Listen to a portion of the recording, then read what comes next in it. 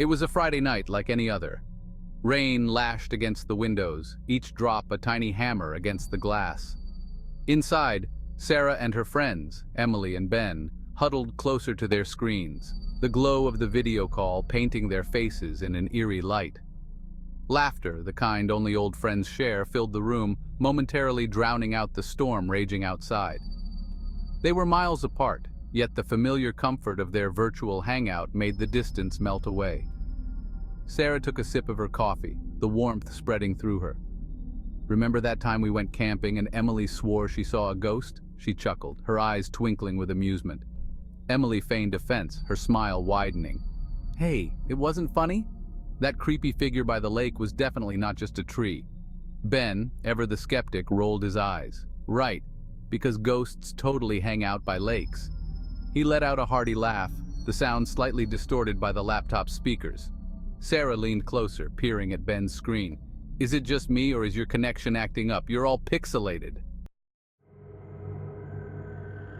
Ben frowned, tapping his screen. "That's weird. My internet seems fine." His image flickered, his features dissolving into a mess of blurry pixels for a fleeting moment. When he came back into focus, a shiver ran down Sarah's spine. There was something off about Ben's smile. It was wider, almost predatory, the edges not quite reaching his eyes. The light flickered in Emily's room, casting dancing shadows on the wall behind her. "Must be the storm," she murmured, her brow furrowed. "It's messing with everything tonight." The hair on the back of Sarah's neck stood on end. The air around her felt heavy, charged with an unseen energy. The comfortable familiarity of their virtual hangout was quickly dissolving, replaced by a prickling unease that crawled beneath her skin. "Did you guys hear that?" Sarah whispered, her eyes darting around her empty living room. A low scratching sound, like claws on wood, seemed to emanate from her laptop. Emily's brow furrowed deeper. "Hear what?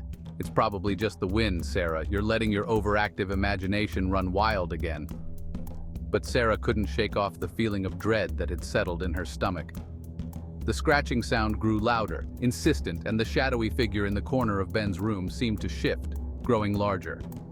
"Guys, I'm serious!" Sarah's voice was tight with fear. "There's something wrong. I don't like this." Ben's pixelated image froze, his distorted smile plastered on his face. Then, with a sound like tearing fabric, his screen went black. "Ben! Ben, can you hear me?" Emily's voice was sharp with concern. Static crackled through Sarah's speakers, the sound like 1,000 whispers just beyond the threshold of understanding. And then, from the depths of the static, a voice, raspy and chillingly close, whispered, "Help me." Sarah screamed, shoving her laptop away as if it had suddenly burst into flames. The screen went dark, the call abruptly disconnected. The room was plunged into darkness, the only light coming from the faint glow of her phone lying forgotten on the coffee table. Her heart hammered against her ribs, each beat a frantic drum in the silence. Fear, cold and sharp, pierced through her. The scratching sound, the figure in the shadows, the voice in the static. It was all too real, too close for comfort. Shaking, Sarah fumbled for her phone, her thumb hovering over Emily's contact. Before she could press the call button, a blinding flash of lightning illuminated the room, followed by a deafening clap of thunder that rattled the windows. The power went out, plunging Sarah into absolute darkness. Panic swelled in her chest, threatening to consume her. She was alone, trapped in the suffocating darkness with the memory of that chilling whisper echoing in her ears. With trembling fingers, Sarah managed to light a candle, the flickering flame casting long, dancing shadows on the walls. She huddled on the floor, clutching her phone, her eyes glued to the screen. She tried calling Emily, but the call went straight to voicemail. The minutes stretched into an eternity, each tick of the clock a hammer blow to Sarah's sanity. The storm raged outside, a monstrous symphony of wind and rain, but it was the silence inside, broken only by the crackling of the candle, that truly terrified her. Just as she was about to give in to despair, her phone vibrated. It was a video call from Emily. Relief washed over Sarah, momentarily chasing away the fear. She swiped to answer, her heart leaping into her throat when she saw Emily's face, pale and drawn on the screen. "Emily! Oh my God, are you okay? What happened? I tried calling you." "Sarah, something's wrong," Emily interrupted, her voice barely a whisper. Emily, calm down. What's going on? Where's Ben? I don't know, Emily breathed, her eyes wide with terror. 1 minute he was there and the next, gone. The screen went black, and then there was this sound. A scratching sound? Sarah whispered, her blood turning to ice. Emily's eyes widened. Yes! How did you know? Because I heard it too, Sarah said, her voice trembling, and there was a figure in the shadows behind Ben. Before Sarah could finish her sentence, a flicker of movement caught her eye. Something moved in the darkness outside her window, a fleeting shadow against the backdrop of the storm. Her breath hitched in her throat, her gaze fixated on the window. Emily, I think someone's outside, Sarah whispered, her voice strained. Emily's reflection in the phone screen turned, her eyes following Sarah's gaze. What? Where? By the window, Sarah breathed, her heart pounding against her ribs. The figure outside moved again, this time closer, its form distorted by the rain-streaked glass. It was tall and skeletal, its edges blurring into the darkness, and it seemed to be staring directly at Sarah. Emily, I have to go, Sarah whispered, her voice tight with terror. Someone's outside, and I think they're trying to get in. Don't hang up. Emily's voice was sharp with panic. Sarah, don't be alone right now. But Sarah was already moving, her phone clutched tightly in her hand. She crept towards the window, her bare feet silent on the cold hardwood floor. The scratching sound started again, this time coming from the other side of the window directly behind the figure.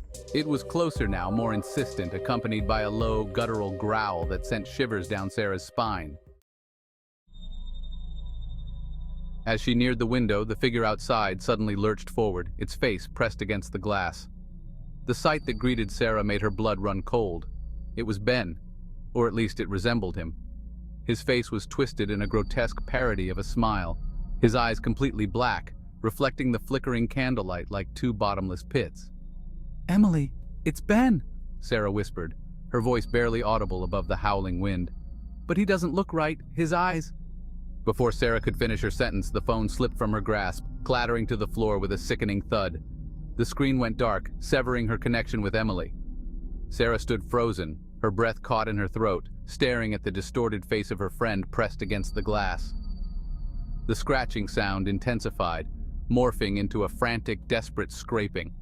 Then, with a bone-chilling crack, the window shattered. Sarah screamed, a primal sound ripped from her throat as shards of glass rained down around her. She stumbled back, her hand instinctively reaching for the fallen phone. As her fingers brushed against the cold metal, the screen flickered back to life, illuminating the horrifying scene unfolding before her.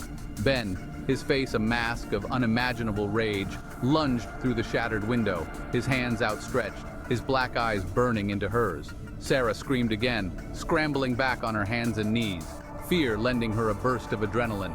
She scrambled to her feet, her back hitting the wall, her eyes frantically searching for an escape. But there was nowhere to go. Ben, if that's even who he was anymore, was between her and the door. His breathing was ragged, his chest heaving, and a low growl emanated from deep within his throat. He took a step closer, his smile widening, revealing rows of sharp, jagged teeth. Through the chaos and terror, Sarah heard a faint, distorted sound coming from the phone lying on the floor. It was Emily's voice, frantic and laced with fear. Sarah, Sarah, what's happening? Are you there? Sarah! Her voice was a lifeline, a beacon of hope in the face of unimaginable horror. Sarah lunged for the phone, her fingers closing around it just as Ben reached for her again. She brought the phone to her ear, her voice a desperate plea. Emily, he's here. Ben's here, but he's not himself. Static crackled on the line, momentarily drowning out Emily's frantic cries. Then through the static, a voice, cold and devoid of emotion, whispered, "Wrong number." The phone went dead, the screen fading to black. Sarah's blood turned to ice. That voice, "IT," wasn't Emily's. It was the same voice she'd heard in the static during the call with Ben. The same chilling, inhuman voice that sent shivers down her spine. She looked up, her eyes meeting Ben's, and a horrifying realization washed over her. It wasn't just Ben. Whatever had taken him, whatever had spoken through the static, it was here, in the room with her now. Ben lunged again, his hands closing around her throat, his grip like a vice. Sarah gasped for air, her vision blurring at the edges. As darkness closed in, she could have sworn she saw another figure emerge from the shadows behind Ben.